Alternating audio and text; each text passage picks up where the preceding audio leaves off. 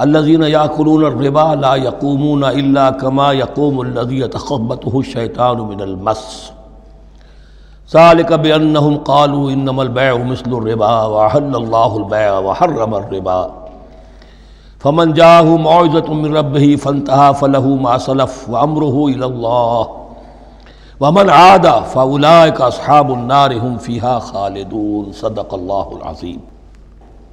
ابھی سورہ مبارکہ کا وہ رکوع ہم پڑھ رہے ہیں کہ جو آج کے حالات میں اہم ترین ہے، اس لیے کہ اس دور میں اللہ کے خلاف بغاوت کی سب سے بڑی شکل تو ہے غیر اللہ کی حاکمیت کا تصور۔ سب سے بڑا شرک یہ ہے، نفسیاتی اعتبار سے سب سے بڑا شرک مادے پر توکل، بتوں سے تجھ کو امید خدا سے نومیدی، مجھے بتا تو صحیح اور کافری کیا ہے۔ لیکن یہ نفسیاتی اور داخلی بات ہے۔ خارجی اور واقعاتی دنیا میں سب سے بڑا شرک اس وقت وہ غیر اللہ کی حاکمیت، جو اب عوامی شکل اختیار کر گئی، عوامی حاکمیت۔ اور اس کے بعد اس وقت کے گناہوں میں، بدعملی میں سب سے بڑا فساد جو ہے وہ سود کی بنیاد پر ہے۔ سب سے بڑا فتنہ، سب سے بڑا فساد دنیا میں جو اس وقت سب سے بڑی شیطنت ہے، جو یہودیوں کے ذریعے سے پورے گلوب کو اپنی گرفت میں لینے کے لیے بےتاب ہے، وہ یہی ہے جو سود کا ہتھ کنڈا ہے، اس کی حرمت۔ الذین یاکلون الربا، اب ربا کا مسئلہ شروع ہو رہا ہے، جو سود کھاتے ہیں۔ وجہ کیا ہے؟ اصل مسئلہ ہے اس سرپلس ویلیو کا۔ آپ کا کوئی شغل ہے، آپ کی ملازمت ہے، آپ کما رہے ہیں، آپ کا خرچ پورا ہو رہا ہے، کچھ بچت بھی ہو رہی ہے۔ اب اس بچت کا اصل مصرف کیا ہے؟ یسألونک ماذا ينفقون قل العفو۔ اصل راستہ تو یہ ہے کہ اس کو دے دو اللہ کی راہ میں، یا محتاجوں کو یا اللہ کے دین کو۔ لیکن اب جو سود خورانہ ذہنیت ہے وہ یہ کہ اس بچت کو بھی مزید کمائی کا ذریعہ بناؤ، یہ سود خورانہ ذہنیت ہے۔ لہذا اصل میں سود خوری انفاق کا کی ضد ہے، اور یہ عقدہ مجھ پر کھلا جبکہ القرآن یفسر بعضہ بعضا، اس اصول کے تحت جب سورہ روم کی آیات کا میں نے مطالعہ کیا، وہاں یہی شکل آپ کو نظر آئے گی کہ ان دونوں کو مقابلے میں لایا گیا ہے، اللہ کی رضا جوئی کے لیے انفاق اور ربا، سود پر رقم دینا۔ وما آتیتم من ربا لیربو فی اموال الناس فلا یربو عند اللہ، جو کچھ تم دیتے ہو سود پر کہ وہ بڑھے لوگوں کے مال میں، محنت وہ کر رہا ہے اور آپ اس کی کمائی میں سے آپ وصول کر رہے ہیں اپنے اس سرمایہ کی وجہ سے۔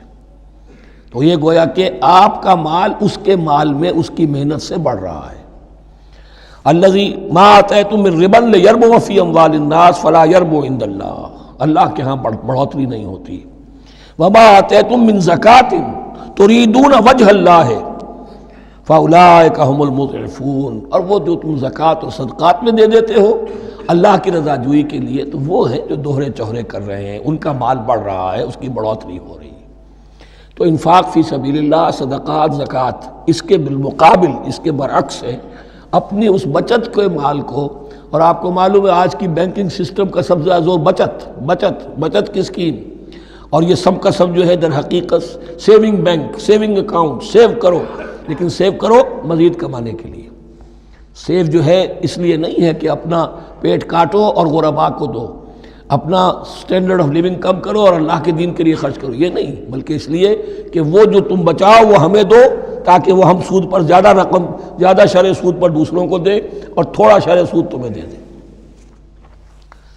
اب اس کے برعکس الذین یاکلون الربا، جو لوگ سود کھاتے ہیں، لا یقومون الا کما یقوم الذی یتخبطہ الشیطان من المس، وہ نہیں کھڑے ہوتے مگر ان کی طرح سے کہ جن کو شیطان نے مخبوط الحواس بنا دیا ہو چھو کر۔ یہاں عام طور پر یہ سمجھا گیا کہ یہ قیامت کے دن کا نقشہ ہے، یہ قیامت کے دن کا نقشہ تو ہوگا ہی، اس دنیا میں بھی سود خوروں کا حال یہی ہے۔ اور اگر ان کا نقشہ دیکھنا ہو تو کسی سٹاک ایکسچینج کو جا کے دیکھ لیجئے، معلوم ہوگا دیوانے ہیں، پاگل ہیں، چیخ رہے ہیں، دوڑ رہے ہیں، بھاگ رہے ہیں، وہ انسان نہیں نظر آتے اس وقت جو بھی کچھ ہو رہا ہوتا سٹاک ایکسچینج کے اندر۔ مخبوط الحواس انسان جو ہے وہ ہو جاتا ہے، یہ سود خوری کی وجہ سے۔ الذین یاکلون الربا لا یقومون الا کما یقوم الذی یتخبطہ الشیطان من المس ذلک بانہم قالوا انما البیع مثل الربا. اور ان کے سب سے بڑھ کر مخبوط الحواس ہونے کا مظہر یہ ہے، یہ اس لیے کہ وہ کہتے ہیں کہ بیع بھی تو ربا کی طرح ہے، بیع بھی تو سود ہے. میں نے 100 روپے کا مال خریدا 110 میں بیچ دیا، 10 بچ گئے، یہ ربا ہے. ربا جائز ہے. 100 روپے کسی کو دیے اور 110 لیے، یہ سود ہو گیا. بھائی کیوں ہو گیا؟ 100 روپے کی شے دے دی، یہ 100 روپیہ دے دیا، کیا فرق پڑا؟ 10 لاکھ کا مکان بنایا، 4000 کے قرضے کے ماہانہ کرائے پر دے دیا، جائز ہو گیا. 10 لاکھ کسی کو دیا اور اس سے 4000 روپیہ مہینہ دینا شروع کیا، یہ سود ہو گیا، حرام ہو گیا. عقلی طور پر یہ باتیں ہیں کہ جو سود کے حامیوں کی طرف سے کہی جاتی ہیں. انما البیع مثل الربا، بیع میں بھی جو نفع ہوتا ہے، ربح اور ربا، یہ میں اس وقت بیان کر چکا ہوں سورہ بقرہ کے دوسرے رکوع کے ضمن میں. تو یہ جان لیجئے کہ اس ظاہری سی مناسبت کی وجہ سے ان کا مخبوط الحواس لوگ جو ہیں وہ اس دونوں کے اندر کوئی فرق محسوس نہیں کرتے. یہاں اللہ تعالیٰ نے ان کے قول کا عقلی جواب نہیں دیا، بلکہ جواب کیا دیا؟ احل اللہ البیع وحرم الربا. اللہ نے بیع کو حلال قرار دیا ہے اور ربا کو حرام قرار دیا ہے. اب تم بات یہ کرو، اللہ کو مانتے ہو یا نہیں؟ رسول کو مانتے ہو یا نہیں؟ قرآن کو مانتے ہو کہ نہیں؟ یا اپنی عقل کو مانتے ہو؟ اگر تم مسلمان ہو، اگر تم مومن ہو، تو اللہ کا حکم جو وہ فرمائے، نہ صرف اللہ کا، جو رسول کہے. ما آتاکم الرسول فخذوہ وما نہاکم عنہ فانتہوا. جو کچھ رسول تمہیں دے لے لو، اور جس چیز سے روک دے رک جاؤ. یہ تو شریعت کا معاملہ ہے. ویسے اس میں جو فرق واقع ہوتا ہے وہ یہ ہے کہ ایک ہے فلوئڈ منی، فلوئڈ کیپٹل، ایک ہے فکسڈ کیپٹل. مکان 10 لاکھ کا ہے، لیکن مکان سے جو شخص رہ رہا فائدہ کیا اٹھائے گا؟ 1 مہینے رہے گا نا، بس اس کا بدل آپ نے لے لیا. 10 لاکھ روپے کسی کو نقد دے دیے، وہ کسی کام میں لگائے گا، 12 لاکھ بھی بن سکتے ہیں، 15 بھی لگ سکتے ہیں، 8 بھی رہ سکتے ہیں. اس میں آپ نے فکسڈ اگر لیا تو یہ حرام ہے. ان دونوں میں اگرچہ عام طور پہ کہا جائے گا یہ بھی کیپٹل ہے وہ بھی کیپٹل ہے، مکان بھی تو سرمایہ کی ایک شکل ہے، لیکن یہ فکسڈ کیپٹل ہے، اس کی شکل بدل نہیں رہی ہے. اس مکان میں تو ایک شخص رہ جائے گا، سکنا ہوگا، اس کی رہائش ہے، یا آپ کہیں گے اس کی ویئر اینڈ ٹیئر ہے تو اس کا آپ نے بدل لے لیا، بس ختم. لیکن وہ جائے گا، وہ مکان آپ کے لیے رہ جائے گا. لیکن یہ کہ 10 لاکھ جس کو دیا نقد، وہ کاروبار کرے گا، کچھ اور کہیں لگائے گا، اس کے اندر اضافہ بھی ہو سکتا ہے، کمی بھی ہو سکتی ہے. اس میں پھر فکسڈ پروفٹ لینا یہ ہے حرام، اور ان دونوں میں کوئی مناسبت نہیں. لیکن اللہ تعالیٰ نے یہ جواب نہیں دیا. جواب دیا احل اللہ البیع وحرم الربا فمن جاءہ موعظۃ من ربہ فانتہی فلہ ما سلف. تو جس شخص کے پاس اس کے رب کی طرف سے یہ نصیحت پہنچ گئی اور وہ باز آ گیا، رک گیا، فلہ ما سلف، تو جو کچھ پہلے وہ لے چکا ہے وہ اس کا ہے، وہ اس سے واپس نہیں لیا جائے گا، حساب کتاب نہیں کیا جائے گا کہ تم اتنا سود کھا چکے ہو واپس کرو. لیکن اس کا یہ مطلب بھی نہیں کہ اس کا کوئی گناہ ان پر نہیں ہوگا. وَأَمْرُهُ إِلَى اللَّهِ، اللہ کے حوالے رہے گا، معلق رہے گا. اللہ چاہے گا تو معاف بھی کر دے گا، اور اللہ چاہے گا تو پچھلے سود کے اوپر بھی اس کی سرزنش ہوگی. امرہ الی اللہ. ومن عاد، لیکن اس نصیحت کے آنے کے بعد بھی جس نے دوبارہ یہ حرکت کی، فاولئک اصحاب النار هم فیہا خالدون، تو یہ جہنمی ہے اور اس میں ہمیشہ ہمیشہ رہے گا. یمحق اللہ الربا ویربی الصدقات، اللہ تعالیٰ ربا کو مٹاتا ہے، دباتا ہے. اور ہمارے زمانے میں شیخ محمود احمد مرحوم نے ایک کتاب لکھی ہے مین اینڈ منی، اس میں ثابت کیا ہے جہاں جو یہ سود کا معاملہ چلتا ہے 3 چیزیں ساتھ ساتھ بڑھتی چلی جاتی ہیں. جتنا سود بڑھے گا ان امپلائمنٹ بڑھے گی، انفلیشن بڑھے گی، نتیجے میں انٹرسٹ ریٹ بڑھے گا. جیسے انٹرسٹ ریٹ بڑھے گا ان امپلائمنٹ مزید ہوگی، انفلیشن زیادہ ہوگی. اس سے وشس سرکل، اور اسی کے نتیجے میں تباہی ہو جاتی ہے، چھپی رہتی ہے وہ تباہی. وہ تو ایک ہی وقت میں بینک کرپٹ ہوگا، کوئی بینک، بڑے بڑے بینک جو ہیں دیوالے نکلیں گے. ابھی جو کوریا کا حشر ہو رہا ہے اور جو اس سے پہلے روس کا ہو چکا ہے، یہ سارا جو ہے یہ یوں سمجھیے شیش محل کی طرح ہے. اس میں تو ایک پتھر پڑے گا تو ٹکڑے ہو جائیں گے. ومن عاد فاولئک اصحاب النار هم فیہا خالدون یمحق اللہ الربا ویربی الصدقات. اللہ تعالیٰ پالتا ہے صدقات کو، پالتا ہے، بڑھاتا ہے اللہ کے ہاں. وہ آیت میں سنا چکا ہوں آپ کو، سورہ روم کی 39ویں آیت ہے یہ. وما آتیتم من ربا لیربو فی اموال الناس فلا یربو عند اللہ وما آتیتم من زکاۃ تریدون وجہ اللہ فاولئک هم المضعفون. واللہ لا یحب کل کفار اثیم. اور اللہ کو ہرگز پسند نہیں ہے وہ سب کہ جو ناشکرے ہیں اور گناہ گار ہیں. ان الذین آمنوا وعملوا الصالحات واقاموا الصلاة وآتوا الزکاة لهم اجرهم عند ربهم ولا خوف علیہم ولا هم یحزنون. ہاں جو لوگ ایمان لائیں اور نیک عمل کریں. نیک عمل میں ظاہر بات ہے جو شے حرام ہے اس کا چھوڑ دینا بھی لازم ہے، اور نماز قائم رکھیں، زکوٰۃ ادا کریں، ان کے لیے ان کا اجر محفوظ ہے ان کے رب کے پاس.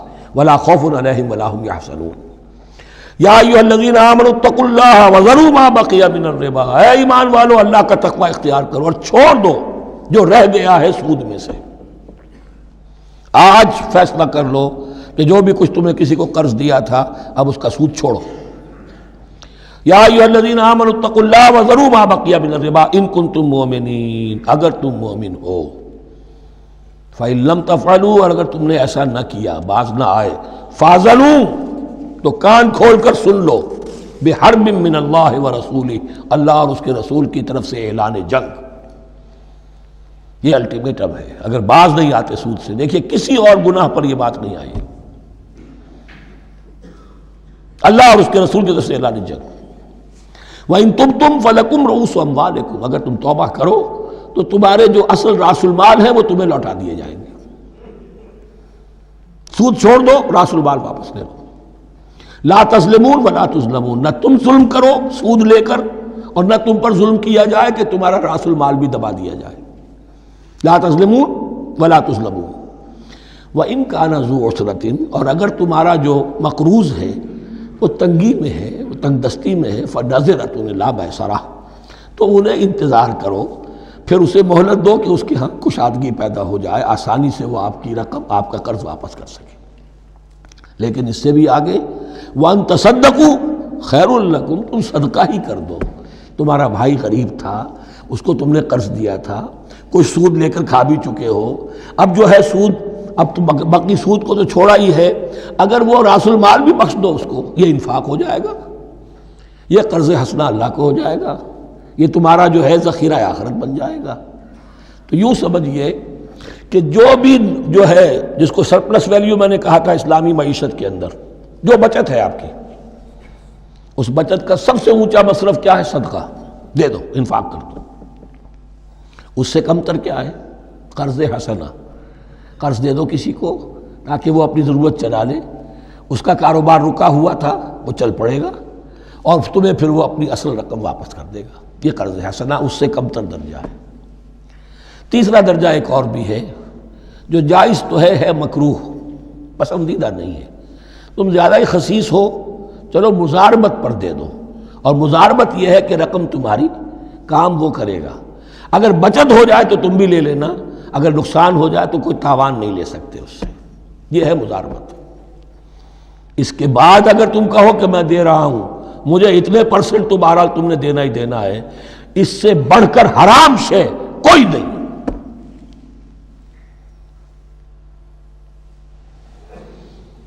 وَإِن كَانَ ذُو عُسْرَةٍ فَنَظِرَةٌ إِلَىٰ مَيْسَرَةٍ.